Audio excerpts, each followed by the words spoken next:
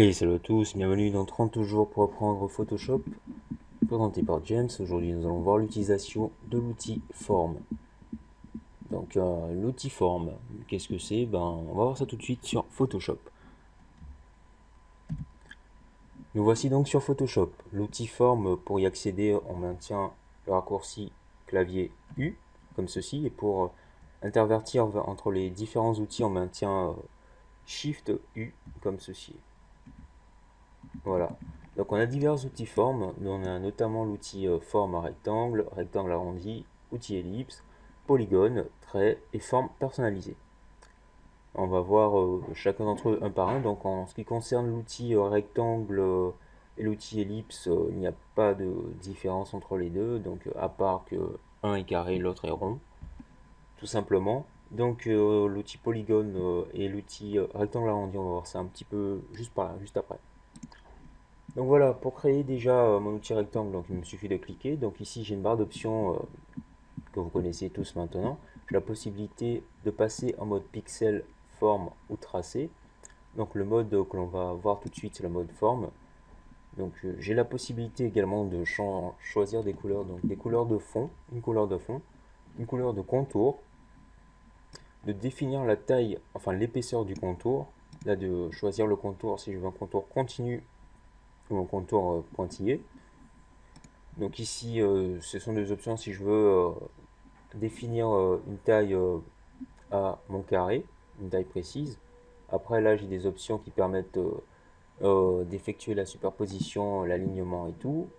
Là donc, une option qui me permet pardon, enfin des options qui me permettent soit de faire ma forme libre, de faire un carré, taille fixe, définir des tailles fixes, donc taille proportionnelle, et là de créer à partir du centre. Donc en cochant ici, donc je peux créer à partir du centre. Donc voilà, c'est à partir du point de clic et non pas si par exemple j'avais décoché, donc là je pars de ce point là et je vais de ce côté.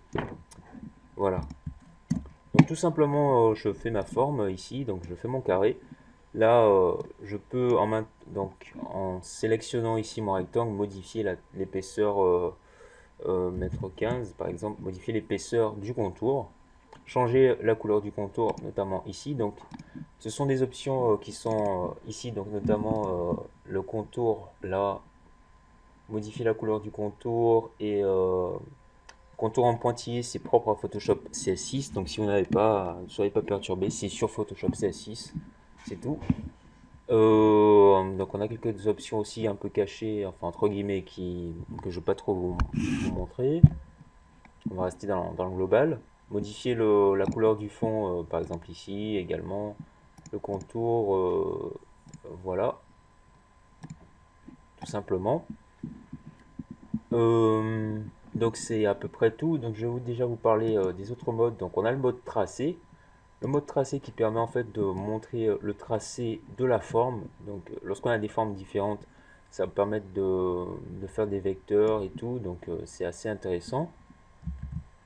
Donc ça apparaît ici dans le tracé. Donc j'ai déjà mon tracé qui est là, mon tracé de forme. Donc il faut savoir que ma forme, elle est sous forme de vecteur, hein, tout simplement. Donc j'ai aussi la possibilité, si par exemple je masque ceci, je change la couleur rouge.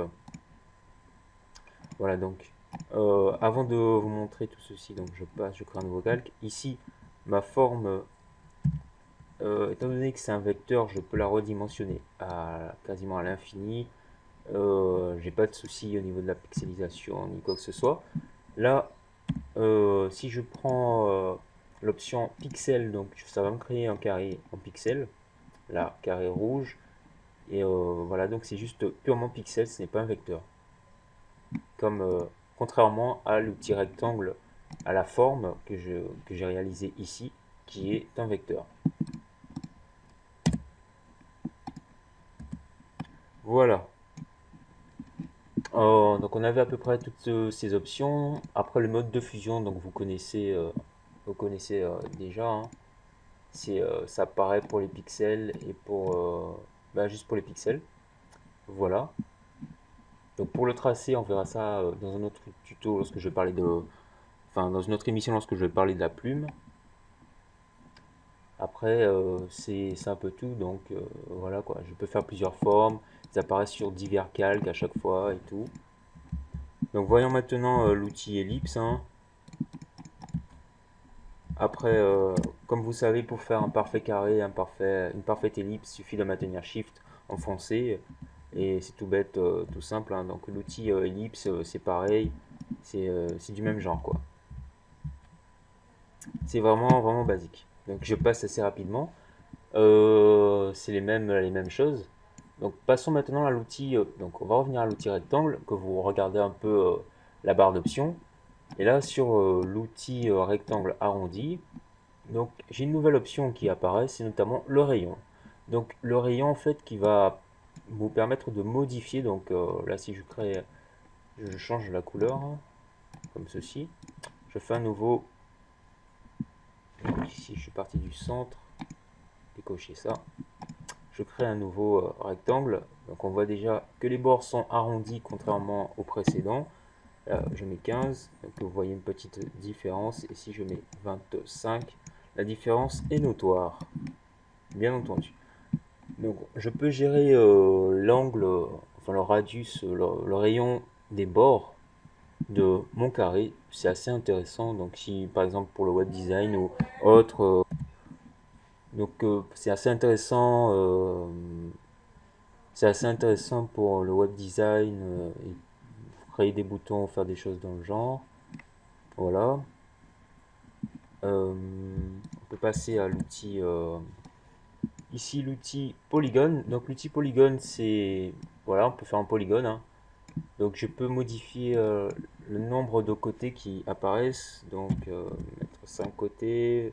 Donc, plus je mettrai de côté, plus il devra être grand. Parce que sinon, je ne verrai pas le nombre de côtés de ce polygone. Après, les options sont les mêmes. Comme ceci, comme ceci. Voilà, les options sont identiques. Tout simplement. Et là, un dernier outil, l'outil trait, donc c'est juste pour faire un trait comme ceci. Donc il n'y a rien de spécifique en ce qui concerne l'outil trait. Ensuite, là, le plus intéressant, c'est l'outil forme personnalisée. Pourquoi? Parce qu'on a tout un panel de formes personnalisées qui sont propres à Photoshop. Donc ici, tout plein de formes, donc des petits lapins, chiens, chats, des pattes, des empreintes d'animaux, des voitures, des vélos, des choses assez stylées. Donc, si par exemple vous voulez faire un petit copyright, on a même le yin et le yang. Voilà quoi, note de musique, un peu de tout, et ça c'est tout. C'est sympa. C'est sympa. Je peux également modifier mes formes. Donc, pour modifier, mes formes sont en fait composées de points de tracé. Donc, c'est pour ça que ce sont des vecteurs.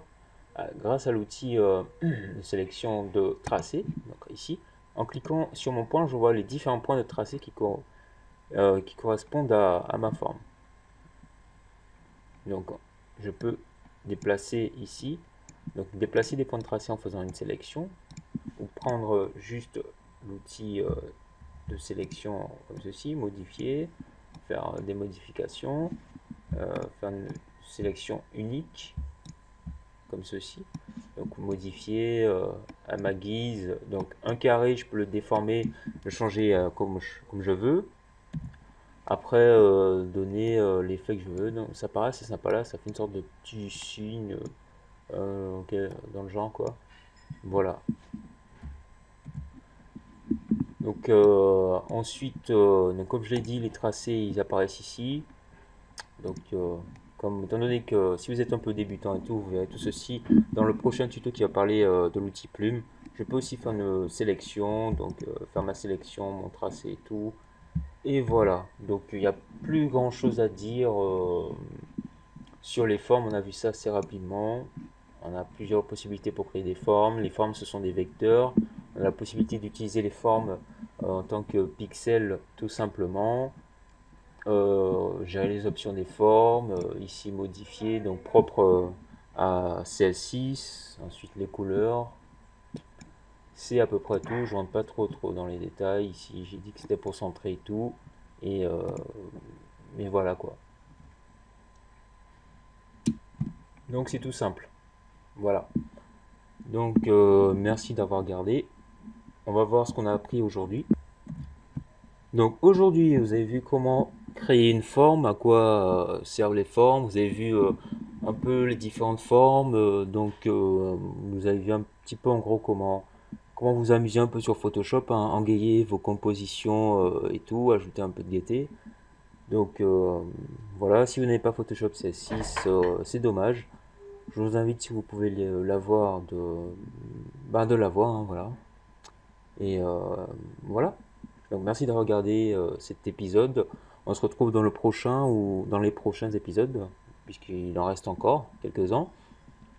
Et partagez, commentez, posez des questions et tout. Et thanks to watching guys and peace out.